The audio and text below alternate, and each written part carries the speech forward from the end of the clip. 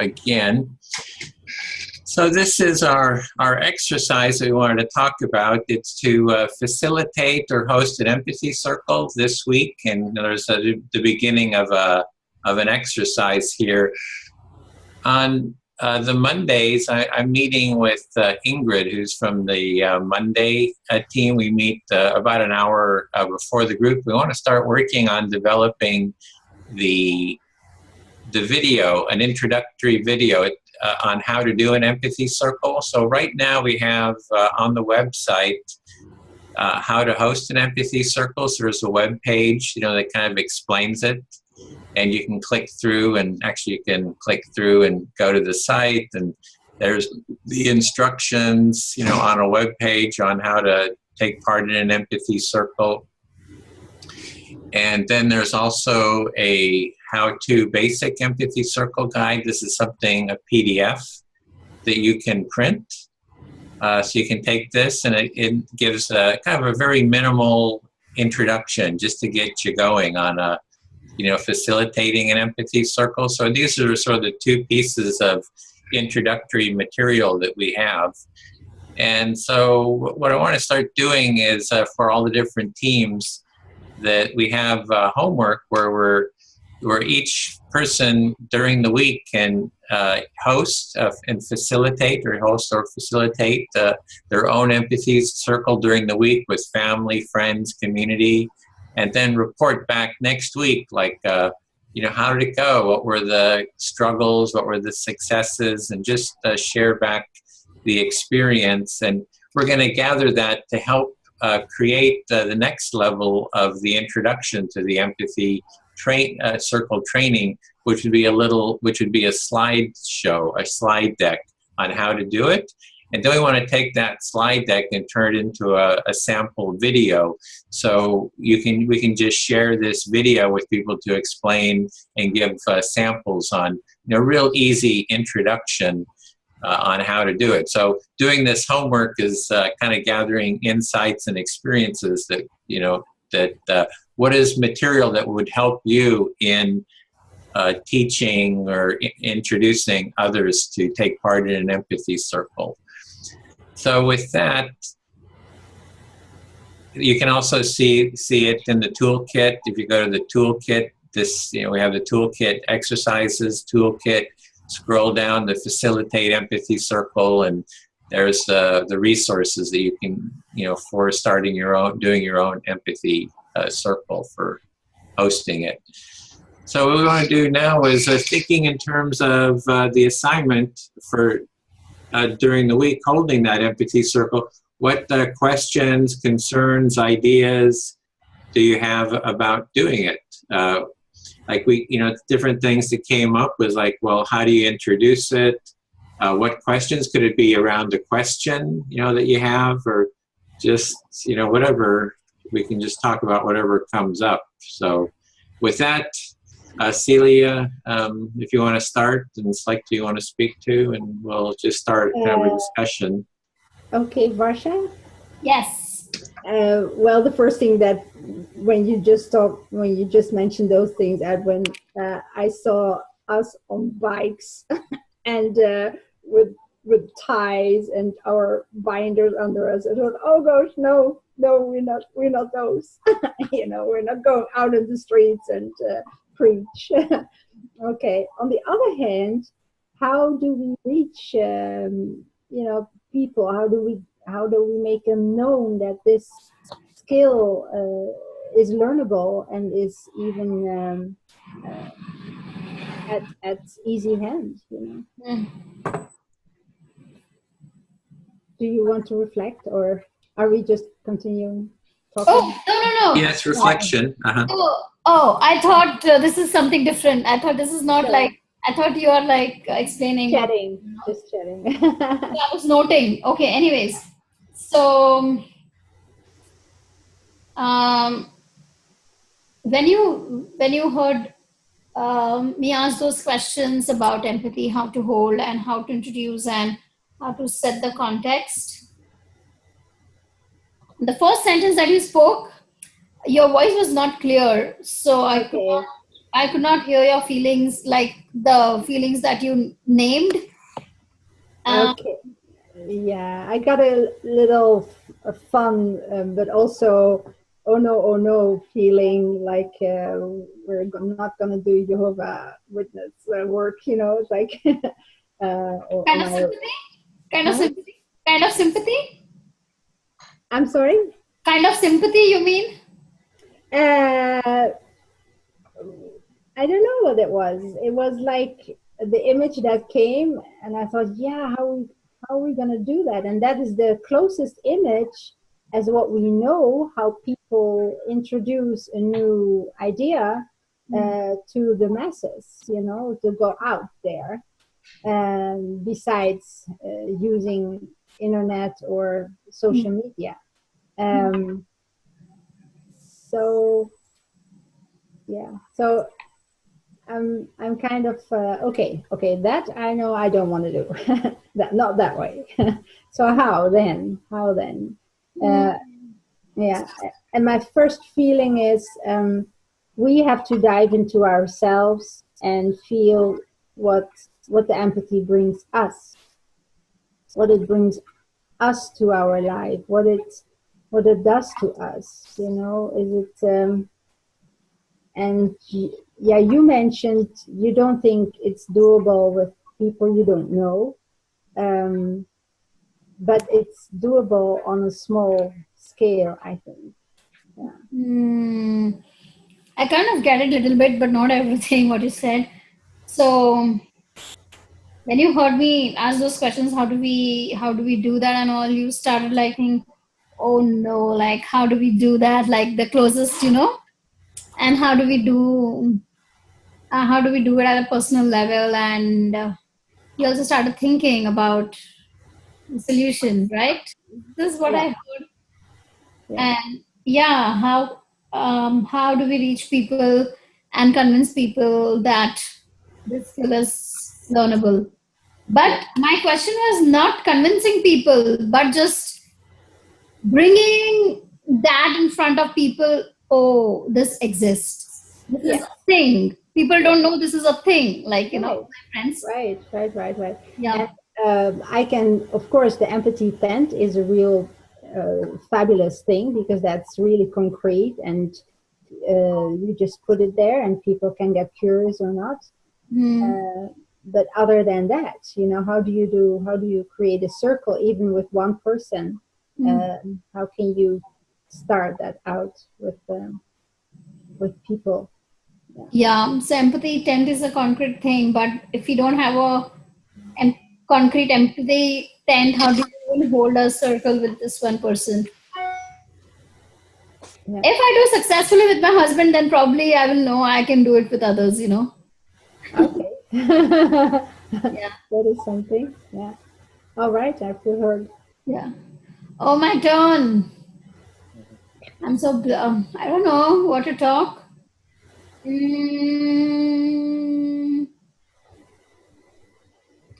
Bill. Yes. Yes. Do you know some of the ways would you suggest, or do you have anything to offer? How do I start this empathy circle with my husband? What questions, what basic simple questions that I can ask him to get inside him, like get inside his head, inside his heart and in mind? Because many a times we just had an argument 2 days back, and whatever he was saying, I was disagreeing. I said, you were talking, you are just like making things up, so that things don't go out of control. So many a times it happens, like whatever he says, I don't agree to him. And maybe it is my interpretation. My interpretation may not be correct. And what my husband is saying, he might be correct. But somehow I don't agree to him, like you're making it up, or this is not what you meant. And then I have all the logical reasons to like prove him that what you're saying is nonsense and this is logical thing, like step by step. This action you did, that's why it means this. This action you did, that's why it means that. That's how it is projected, like, so Mm-hmm. I don't know what is true or false and how to interpret that message. Okay. So you were kind of bringing out a general plea for advice as to how to get into your husband's heart, and how to, and brain, and how to get into, to basically you were describing various blocks that you have when you guys are getting into a small argument or something like that. And you're looking to ways to shortcut that and how you can step out of those two kind of adversarial roles and into a more communicative role. Yes. How do I start believing what he's saying is true? So, yeah. So I'm sorry, I didn't get the first part of what you said. How, what? How do I start believing him that what he's saying is true? Like many a times I get it, like I make a sense, like yes, what he's talking is true, but many a times I feel no, he's just trying to make it up to save himself. Okay. So in the heat of the moment, that you feel that sometimes his argument makes logic, and then sense, and then sometimes it feels like he's just trying to win a point, and that's all it's about. like yeah, not like trying to win a point, but just to save himself so that he's not on the Okay, so, doesn't go out of control on the red area or like. Right. So you're feeling that when his arguments are not so strong, that he tries to save himself from somewhat of embarrassment from the weakness of his own argument.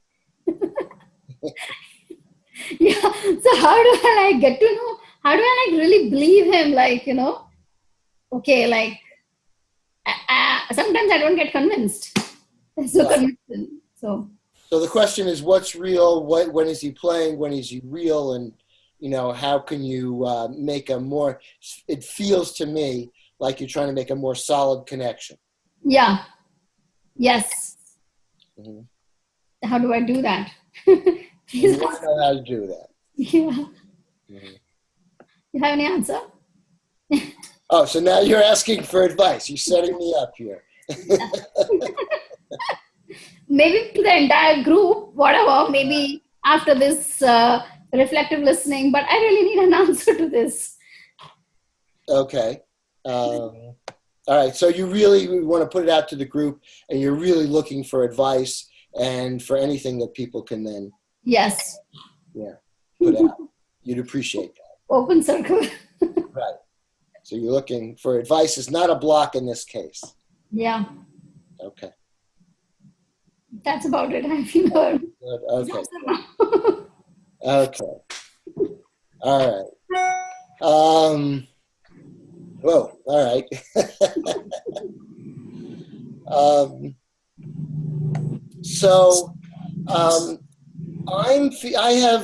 I find I have the kind of an oxymoron, strong ambivalent feelings. Who are you speaking to? Oh, I'm sorry.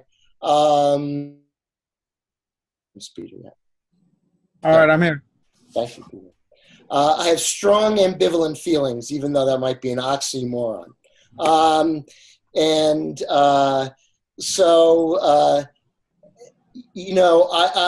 not going to feel obligated to do a circle or this week, or to put it, because it does not feel authentic to me to do that. At this point. I want to. It's not that I don't want to. And in fact, that's the whole idea, I think, that I'm trying to get to with the empathy listening challenge, to make it a game, to make it fun, to make it to somebody that they want to approach, rather than to come over and try to sell my idea. And I don't feel comfortable. I don't feel comfortable when it's done to me, and I don't feel comfortable. Whereas, like, for instance, and it's not hostility to the idea, or I think it's a bad idea. It's just that the tumblers have not aligned for me. We invited some people coming over, for dinner, some friends, and actually I thought about before this, see if they'd be open for it. And I'm looking for that, but I really want it to be natural and authentic. And at this point, I'm retired. I won't do anything that does not feel authentic to me. So although I do want to do it, I do think it's a good idea, and it's one thing I love participating in them, and I also would love to see them spread. But the idea of being under a time limit and having to like dragoon some of my friends and say, will you do that? That does not compute. Although I would love to do, hold one or facilitate one in the future, and if it came up tomorrow, I wouldn't be against it. No. But the pressure and the structure there does not feel right for me. So could I reflect back what I'm hearing? Yeah, good. Thank you. So I have this sense from you that if you're going to do this thing, you're going to do it right. Almost, but the right is natural. Right is that sense of it's free flowing, but coming from a real place of willingness and a real place of significance of what's happening, and you're really wanting to capture that real authentic energy of when people are heard and seen for what's going on. So you're not going to put a limit on it. You're not going to say, well, I have to get one done a week, or I have to get my homework done, because you don't have that pressure anymore. And you want it to be real so that you can get this done in a powerful way. Yeah, and the one little thing I would say is not right, but right for me. In other words, other people might have, like for instance, if like 4 people came over and, we were talking about it, and I've been, seeing how to introduce this, I'd be happy to do it. So it's not, against that, but it's when it feels right and right for me. And there's some people who are very good at this and who naturally go out and make connections in that way and feel very comfortable. And I wouldn't say that would be wrong. Yeah. So you want to make it true to what you believe will work, and what's good for you. In particular, if someone lines up tomorrow and says, hey man, I would love to do this, you would jump on it. But you're not going to go and kind of say, hey guys, I'm doing this thing and I got to do it and come help me, because it wouldn't line up with your sense of authenticity or your sense of fun. Sounds almost like you're doing this to add to the beauty of the world, and you're going to make sure you stay on that topic almost. Like you're going to stay on that path of adding beauty to the world. Good. Thank you. And there's a little value added there. I like that, Peter. Added beauty to the world, because that's actually was unsaid and it really resonated. So I appreciated that. And then just, to close it off, having said that, of course, I'm going to go out Sunday in the most trying circumstances, and I'm going to be trying to start, empathy circles. And I hope that we retain that sense of humor about ourselves, and and how funny we all are, and how we're just trying to do our best, and and how I think at bottom there is a real human drive for empathy. Yeah. You're really connecting with that sense that you're bringing to it, which is that human drive for empathy. And despite you pretty much going into a brawl zone, you're going there with your heart open. You're really going to a place where a lot of empathy is needed, and you're going there and you're not only risking your body, but you're risking a little piece of your soul, saying, hey, this is what I believe. Come on, let's do it if you're willing. Thank you. I feel heard. Thank you, Peter. Thank you. Edwin, can you hear me? Yep. So wait, let me just click something. I'm going to hide myself so the screen's bigger so I can see you more. I am thinking of, I do therapy all day. So I could get you an empathy circle if you want an empathy circle. Literally, I can get you an empathy circle in 2 minutes if you want it. But I again, Bill's inspiring me. I'm gonna just see. I'm gonna see what floats. I'm not gonna push myself to find one, because I could find one in a second. So I want to find something that really kind of, to do this practice, I would want to do it more for my satisfaction to begin with, and kind of honoring that commitment to authenticity. Like I want to be authentic to myself in doing this type of work, which is, one of the reasons why I pace, I'm not used to pacing myself very well. So right now I'm just kind of thinking like, how would I get like consistent empathy groups going, or, I have a million options, and some of the times I've been in empathy groups where I really didn't want to be there. Like I said, I'm going to this thing because I'm going to practice empathy. I've been all over New York City to different empathy groups going, yeah, let's practice. And it really was like, no, it's like, it wasn't authentic. It was more of like, I want to learn this skill. So I'm just really kind of focusing on wanting to be true to myself and do it at a pace that I like and that's fun, and that I'm smiling the whole time. I've done enough pushing myself past my boundaries. I want to glide past my boundaries with ease and grace, rather than like putting a rocket booster on my butt and shooting myself off, Yeah, so kind of talking about the empathy circle, you could put one together in no time at all because you're dealing with this on a regular basis. Could do it in a minute, but you're really not wanting to push yourself into this. You're wanting to sort of glide into it, and that you've kind of pushed yourself before going into groups that you didn't really even want to be in, and you're not wanting to do that. You're wanting to kind of glide into them, and so kind of resonating with what Bill's saying. Yeah, resonating with Bill in that sense, and also just, I use a lot of empathy in my work. So, I mean, if it's needed that, some examples, I could list a whole bunch, So I'm also kind of realizing I'm hitting the wall in tiredness. Maybe Bill's jolt of energy before was like jolted something in me and burnt the last of my gas out. So I'm sitting here kind of thinking of how, kind of in that kind of calm state of like, yeah, I could do this or I couldn't, kind of just, I'm enjoying being with you guys rather than thinking of the homework. That's really it. I'm kind of like, yeah. So enjoying the presence of everyone and thinking about that instead of about the homework, and realizing that some last bit of gas kind of just got used, and so maybe a low energy, and just enjoying the presence of everyone. Yeah, so that's where I'm at. So I feel heard. Thank you very much. And I'll speak to Celia. Yeah. Yeah, so I guess the thing I'm looking at, it's not just about doing well, I guess there is, in terms of for doing trainings, for people to be able to take the trainings into the daily, into their daily life, and how to do that, and how do we really do it in a way that everyone feels comfortable and enthused and inspired about. So that's kind of like one of the challenges for this, how do we...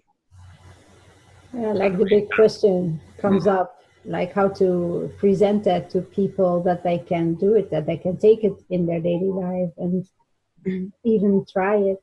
Yeah. Yeah, and so we've done it in different contexts. I guess there's also the question component, like with Celia, like if she's trying it with her husband, like what is a nice gateway question, to make it kind of engaging. And, to start with, it's nice to do something kind of positive, like what's kind of a peak experience you had, something that some kind of really positive experience. We did a circle with my brother and, my partner, Joan, and sister, and my brother's wife. And we actually went for 4 hours, with doing empathy circle. And it was on the topic of what are our childhood memories, so it really just, what are some childhood memories, and talk about those. And those were kind of like positive, and it was I mean, we went, like I said, 4 hours. It was so pretty. Yeah, it was really good. Yeah. Even though you have the experience that you did it with your family, and even for 4 hours, and on a topic about what your child's life's experience were, which was obviously a juicy topic for people to continue to talk about. Like, I think you meant Varsha, not me. Yeah, again, I'm mixing up the name. Right. Yeah, and how could we help her getting into an idea or a topic that's and similar people, you know, people who start for the first time to connect with their beloved ones, to open that up and to make that happening for them. Yeah.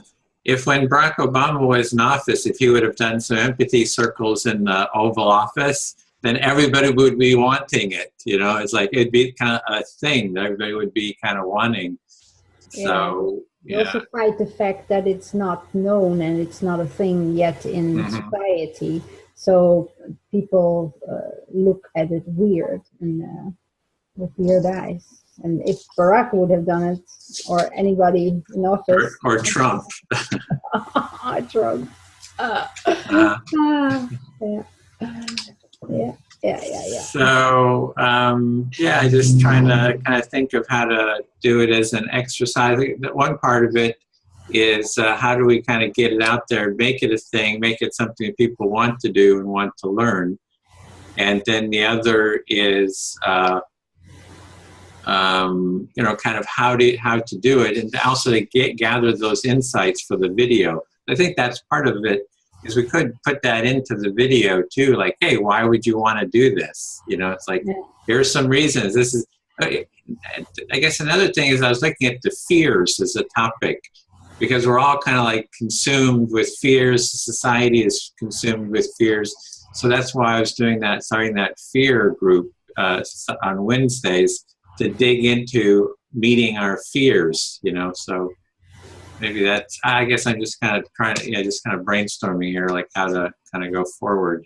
It's like talking out loud, and the fact that this, you wanted to bring up the concerns that we would have with an idea of doing it this week, and what would be concerns, and you see that link to fears, to underlying fears, and that is what you were busy with the other group as well.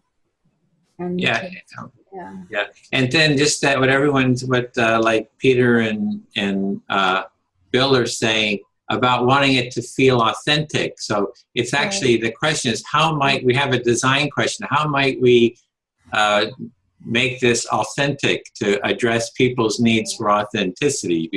If people have a need for authenticity, a feeling of feeling authentic, of not pushing for it to kind of just unfold. So so I guess that's my time. Okay, so the authenticity came up big, and it's a good reminder for all of us to think, wow, that's really something we all want, I guess. And for it to be in the design, to design for it. Design a setup for people that they feel they can do this authentic. Yep, I feel her. Thank you. Okay. Well, I wanted, let me see. Well, let's take Bill one more time. Oh, Varsha. I just want to put this out there. Sorry, I read one text that came in. This Saturday, the friends that I was talking, my friends who do not know what this thing is and all, we are meeting in park this Saturday. So I thought this might be an opportunity to bring this forward, and I want to know how to do that. Yeah, that's it. So now that they come in Saturday, you would like to have straight away some guidelines to how to set it up. Okay. Yeah. Okay, and I need to know from Edwin if we still want to have time to answer Varsha's main question that she put in for all of us. Two questions. Two questions. Yes, How to introduce this in my friend circle who have no idea what this is. Second, how to make authentic connection. Yeah. Okay, it's like, maybe I think my husband might not be feeling safe of being authentic with me, you know. Maybe he might be thinking I may react in a different way that might blow things up. So how can I make him feel secure that he can be authentic? Okay, so had you spoken on this topic yet, Celia? No. So maybe we can all give a little input for Varsha, and then see what he does with it. Okay. Well, two things. First of all, I would say whatever your husband says, are his words, and that is what he says. And you do not need to understand him. You do not need to believe him. It's just that he speaks out what he has, as far as he can speak it out, you know. And by you reflecting his words, he gets a chance to review them. But it's up to him to adjust them or feed them back later differently. He will need time to digest it and to see it. But like a little example, when my 3-year-old said, why didn't his wings grow and why can't he fly yet? I'm not going to say that's ridiculous, nobody flies. Have you ever seen anybody fly? You know, I really give it back to him. I said, wow, you really feel these things here should grow, should be bigger, and should be wings so that you can fly.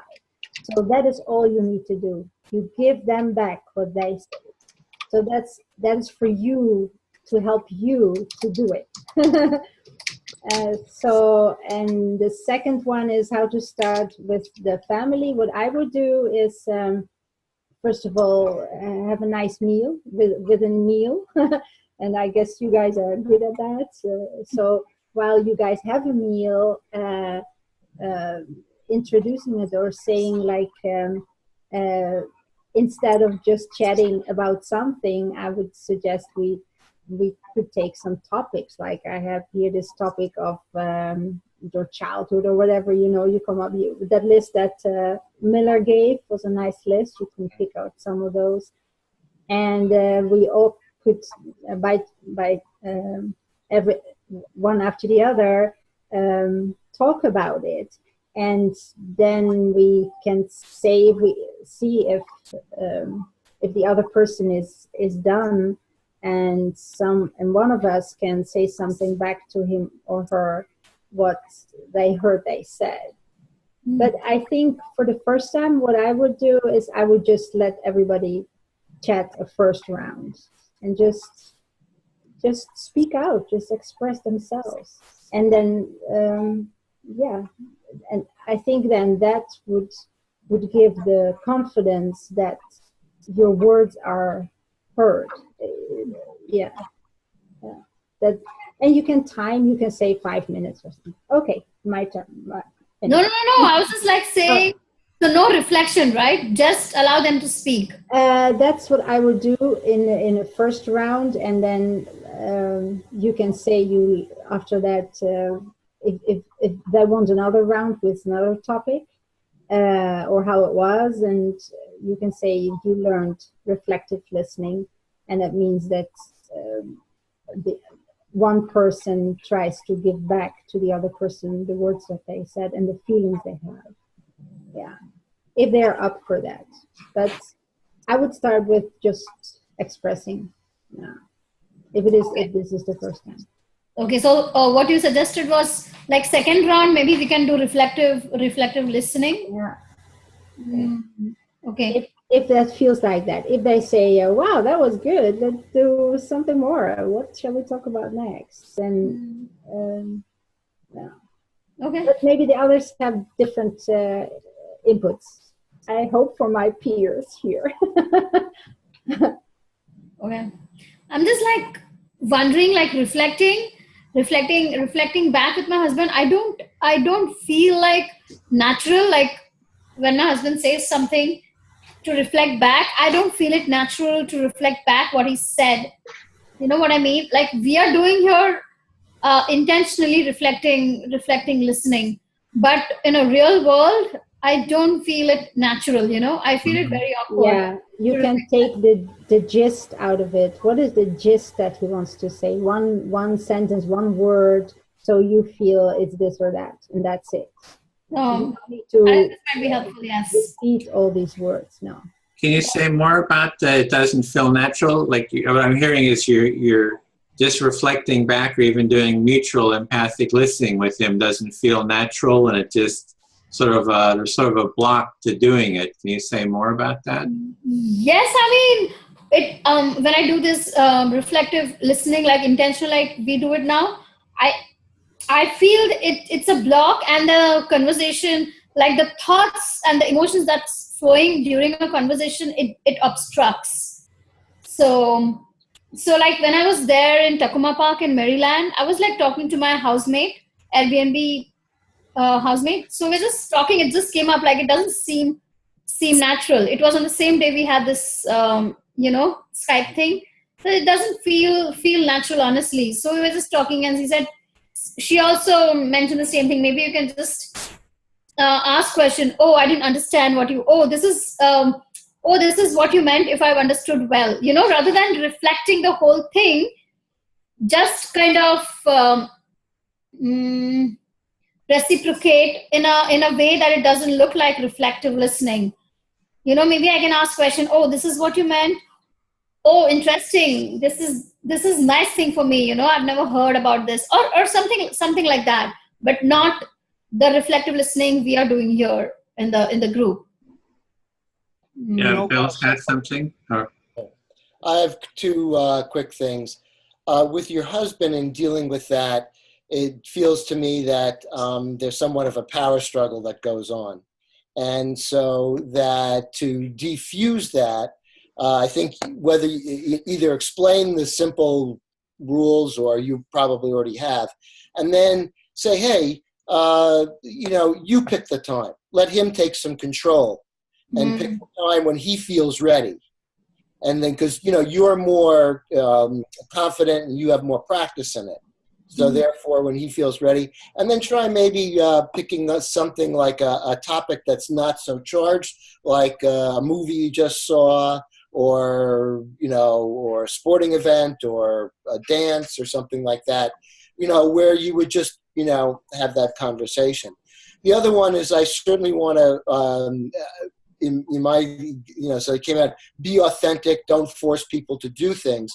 But with your family, what I would suggest is if you feel that the time is right, just have one person and you do the reflection for them. I think that that's very powerful. You're the person who's skilled at it, and then just say, hey, just, we'll start this. That's if it feels authentic. I really want to say that. If it doesn't, it doesn't. Eat or have another conversation. But if it does, you do it, and I'll just reflect you, and then you guys can see what it's like, and then we can enter into it or not.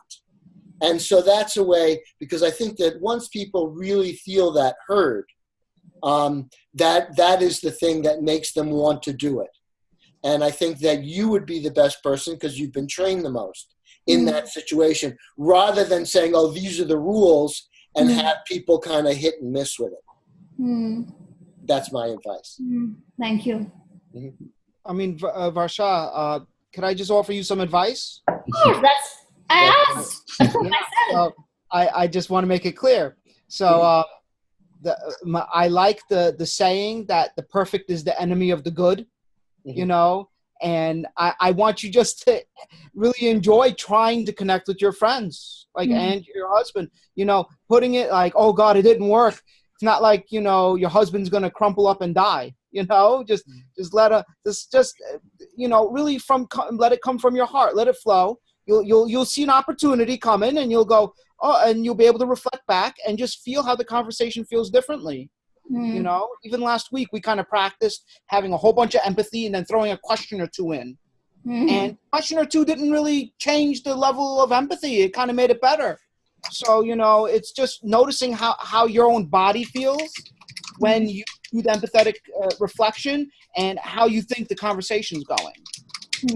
And also, it makes me think of the past. I remember once, as a kid, I was on a bus and I was sitting next to this really tough-looking guy, and I was learning empathy the very first few months, and I just kept trying to force this empathy connection. And the guy just stopped me and he said, dude, you're forcing this, and let's shut up. And I'm okay. You know what? And then all my friends in the bus, like afterwards, they go, yeah, you were crazy to do that. What were you doing? And I'm alive, and the guy just said, hey, shut up. Okay. Yeah, I took my loss. I was okay with that. Okay. Thank you. Thank you. Yeah. Anything else, Peter, you want to say? No, I'm complete. I knew, for me, it was difficult with my family too. They're very conservative, and I talked about empathy, for a long time, and they just can't understand it. And it wasn't until they had a conflict in the family, like a really knockdown, drag out conflict between my sister-in-law and my mother, which I have an article about it too. And I was able to listen to both sides, and then bring the family together and do it, because everybody was looking for a solution and nobody had a solution. Here I offered that, and it ended with this positive hugs all around. And then I said, hey, this is empathy. And it's like, oh, this is what it is. This is pretty good. So it kind of like opened the door. It was almost like a transformational moment that after that happened, then family members were wanting to do conflict mediation and, other things. So it led from one thing to the other. So, but how to introduce it, how to create the interest. But then there's the other part of how to say what it is that I want. What is the feeling that I want? It's sort of like, what is the need that I have for doing this is kind of what I started thinking about. What is the feeling like, oh, I really want the world to be a better place for people to connect better. And here's this tool and process for better connection. I'm just trying to learn it, kind of trying to spread it. And I'm not riding a bicycle and wearing a tie, not a Mormon missionary, but maybe an empathy missionary of sort. I don't know. So, because in a sense, we are pushing it in the tent and stuff, but then people can decide to come by. And then what Bill was saying, just offering listening too, is a good way to start. Like, oh, I'm here to, your husband, I'm here to give you, 30 minutes of just listening. And here's free listening, my gift to you, my contribution to your well-being, if you would like it. So, kind of, and then if they start feeling heard, like, hey, this felt pretty good, you say, well, can we do this reciprocally and mutually? So this is actually what we're trying to do. This is really good, because we're kind of looking at how do we spread this. And these are all issues, right? It's like everyone wants to feel authentic. Everyone's looking for ways to bring this in. So this is all sort of part of what we're trying to do, is kind of find how do we really effectively and authentically and, sort of spread the underlying mindset. And Celia, yep. Yeah, I still wanted to come back to Bill's and Peter's not being homework. Now, I kicked out homework a long time ago. Because it has that connotation of mandatory and to be judged if you haven't done it. So I always say, see what comes up this week. And if you get a chance, see if you can use it or practice. And it would be nice if we have some feedback, of course, if it comes that way. So already start that in authenticity without the word homework. Yeah, and even in my classes, I don't do homework. I try to do everything in the class, and if they wanted to do some more, they come 10 minutes earlier or stay 10 minutes later. Or So presented in not as a rigid assignment like homework was. You're going to be tested on it. And right. It's more like a practice. Does that help, Bill, at all? To more differently, to see it more differently. No. I have a deep trust of you and your intent, and so it's with that spirit I carry on. Whether you're calling it homework or not, expecting it to be done in a week, that doesn't matter. Why do that, and then why, then what are we doing there? So that doesn't help. Your spirit and consistency and your consistent good intentions, that's what I hear, and that's what I respond to. Thank you. Okay, then I'll send out an email with the links if you'd like to do the exercise, the practice. We have 2 papers that you can click on the resources, like Varsha, if you want to do it with your husband, you can print out the PDF. Yes. And it's a nice thing to give and kind of go through the instructions. And then I'll send that out. And otherwise, I think we're ready for doing our mirrored empathy. How are you feeling in the moment? And just do a shared mirroring of that.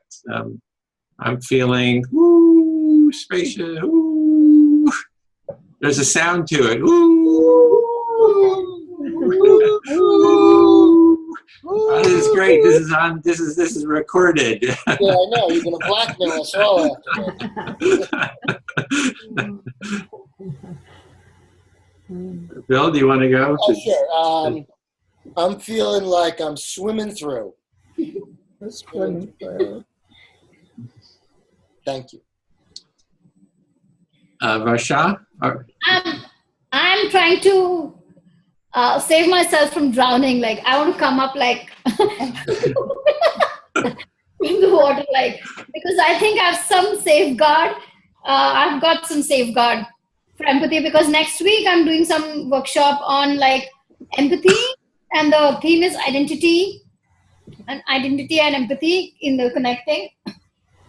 So yeah, I'm kind of gearing up, and I hope, like, so much content is there, like, you know, I have to like pick up and just like save myself and come up. I need to reflect so many things that I've been like gathering, you know. You know, like take the stuff and come up. Yeah. Okay.